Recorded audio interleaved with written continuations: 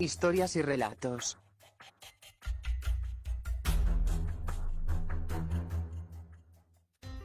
Hola, hola, hola, saludos a esta nueva publicación de Historias y Relatos. En esta oportunidad les traemos una leyenda antiquísima de los pueblos de la selva, el cual se titula La Sachamama.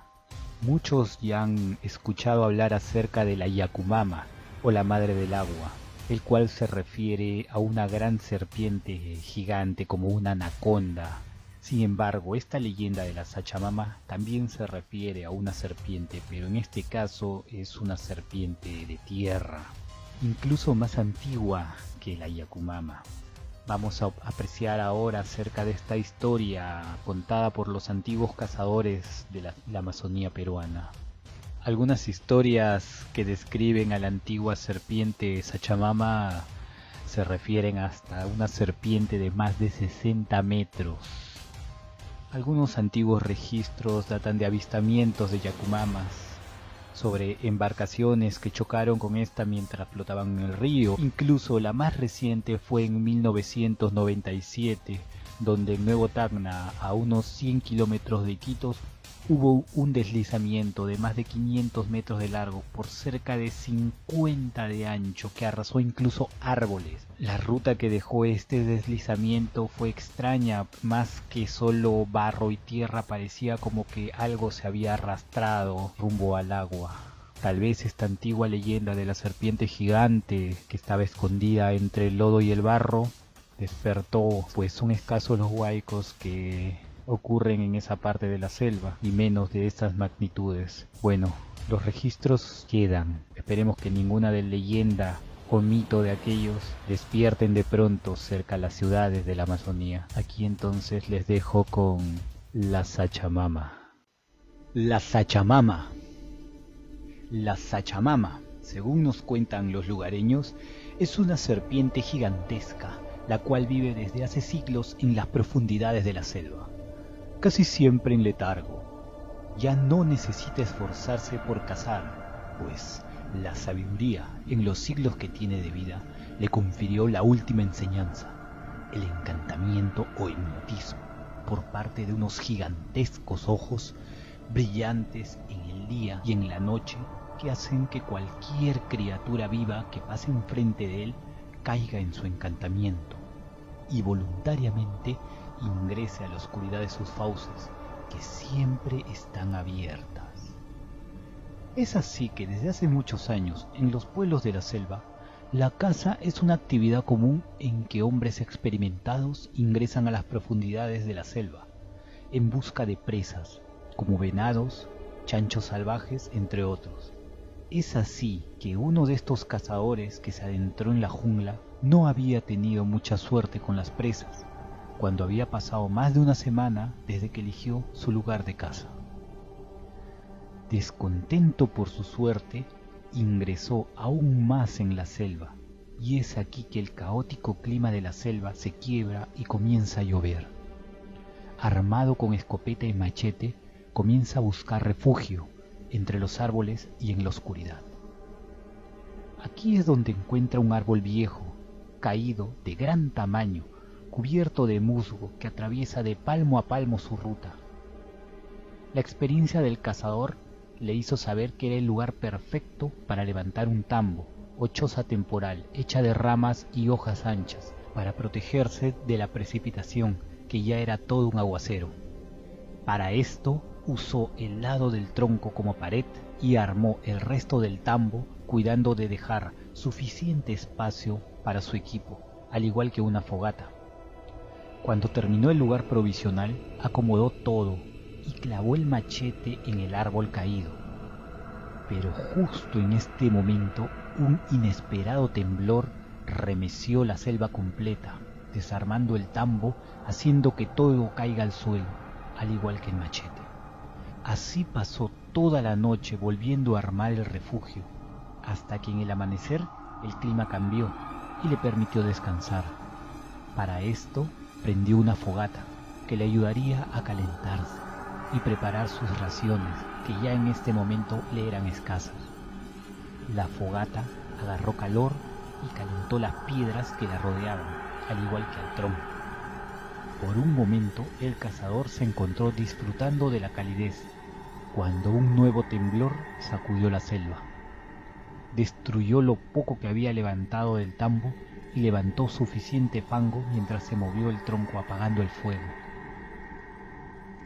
En esto el cazador estaba desconcertado por toda la mala suerte que le estaba tocando en esta semana. Desistió de levantar un nuevo refugio y solo descansó esperando la mañana para proseguir su actividad. Consternado por el extraño movimiento telúrico, nada común en la selva. Y es así que la curiosidad, nacida de la vagancia y la espera, recayó sobre el árbol en el cual recostaba, mirando primero distraído los dos extremos que se perdían en la espesura. Quiso saber qué tan grande era el largo del árbol, ya que el largo de su diámetro lo pasaba por mucho. Siguió hacia uno de los lados, entrando entre los arbustos, y se dio cuenta que se dirigía hacia la que había sido la parte superior, pues el diámetro iba disminuyendo, haciendo más delgado el tronco. Al llegar al final, no sé qué hubieran pensado si hubieran visto la cara desencajada del cazador. Estoy seguro que pensarían que había visto la muerte en vida, y no estarían equivocados. Colinas de huesos se levantaban por doquier en un claro gigante de la selva. Los huesos más recientes eran los que se encontraban cerca al cazador, mientras que los más lejanos podrían compararse a fósiles muy antiguos, ennegrecidos por el tiempo. El horror en el cazador, al acomodar las ideas, fue en aumento cuando su atención se posó en el que hasta ese momento era a toda prueba un tronco viejo de árbol caído. Con una mezcla de miedo, horror y letal curiosidad, se dirigió hacia el otro extremo, pasando primero por su refugio y luego volviendo a ingresar entre los arbustos. Al cálculo pensó que era un árbol de unos 60 metros de longitud, con un diámetro que se hacía cada vez más grande conforme avanzaba. Mas al llegar casi al final del otro lado, una nueva distracción ocupó su mente. Un venado estaba en un claro justo donde terminaba la base del tronco. Por un momento olvidó todo lo que había visto, y su sabiduría de cazador le avisó que si no aprovechaba este momento para cazar al venado, no llevaría nada a casa. Sin embargo, otra cosa lo desconcertó, pues sabía que a la distancia donde él se encontraba y sin arbustos ocultándolo, ya había sido divisado por el venado, pues miraba hacia su lado, pero éste no parecía temer, solo observaba con los ojos fijos. Aún apuntándole, el desconcierto se hizo mayor cuando el venado comenzó a dirigirse hacia el cazador, cambiando de dirección unos pasos antes para ir directo a la base del árbol, hasta desaparecer de la vista del cazador. ¿Qué pasaba? ¿Qué sucedía? Una sombra de miedo creció dentro de él, haciéndose cada segundo más grande conforme las ideas anteriores volvían a ocupar su lugar. Y avanzó, pues también la letal curiosidad había vuelto.